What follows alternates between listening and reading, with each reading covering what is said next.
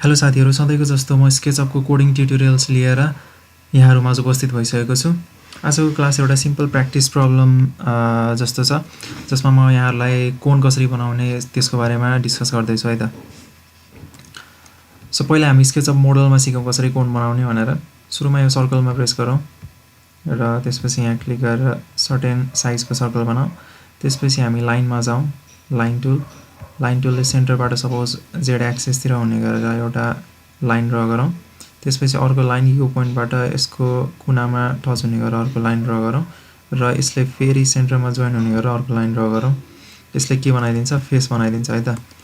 अब के गर्ने भन्दा 3D मा हामीले अर्बिट गरेर हेऱ्यो भने यस्तो देखिन्छ। त्यसपछि यो फलो मी टुल युज गरेर यो फेसलाई यो सर्कलमा घुमाइदिएपछि सर र कोन बन्छ। यसलाई अर्बिट गरेर हेरौँ एकचोटि, यो भयो कोन है त। र यसलाई कोडबाट कसरी गर्ने, अब हामी जाउँ सिधै कोडको विन्डोतिर। Window Ruby code editor.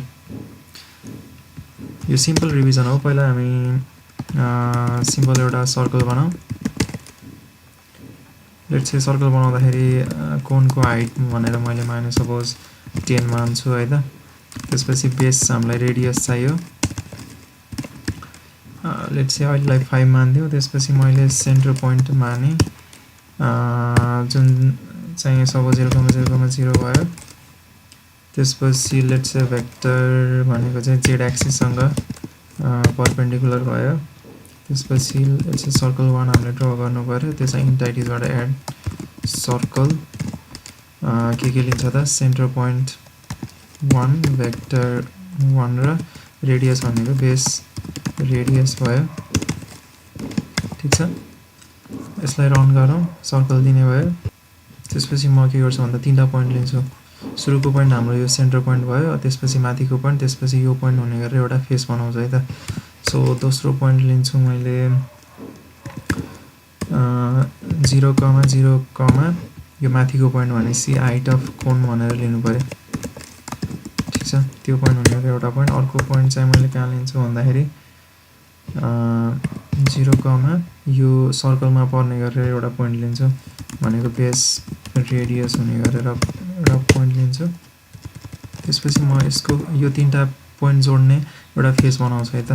यो बनाउनलाई यसमा इक्वल्स टु इन्ट डट एड फेस गर्छु। के जोड्ने त, एउटा सेन्टर पोइन्ट जोड्ने, अर्को पोइन्ट 1 अर्को पोइन्ट 2 जोड्ने फेस बनाउँछु। रन गरौँ, कन्ट्रोल आर थिचेर यो फेस बन्यो। अब यो फेसलाई सर यो सर्कलको पाथमा घुमाइदिएपछि पोइन्ट बन्ने हो भनेपछि के गर्नु पर्यो, अब फलो मी युज गर्नु पर्यो है त। अब के गर्छु म, फेस 1लाई फलो मी गर्छु। कुन पाथमा त भन्दा सर्कल 1 को पाथमा। एकचोटि अब रन गरौँ है त। भनेपछि यसरी हाम्रो कोड बन्ने रहेछ। यो सिम्पल एउटा रिभिजन जस्तो भनेर मात्रै यो ट्युटोरियल राखेको। यसको कोड मैले तल डिस्क्रिप्सनमा लेखिदिएको छु है त। अरू यस्तै स्केचअपको कोडिङ ट्युटोरियल लिएर म आउने नै छु। सो भिडियो हेरेर सपोर्ट गरिदिँदै गर्नु होला है त।